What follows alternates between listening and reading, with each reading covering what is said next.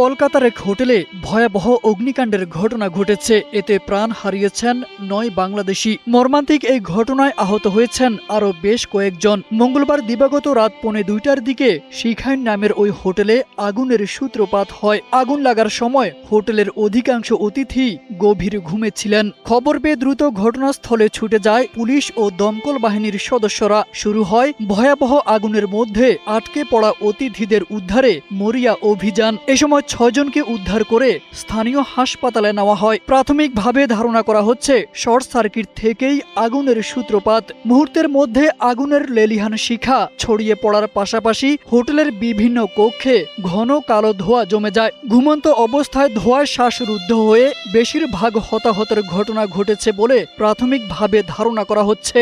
ভয়াবহ এই অগ্নিকাণ্ডে ৯ জন বাংলাদেশির প্রাণহানি যেন এক হৃদয় বিদারক অধ্যায়ের জন্ম দিয়েছে।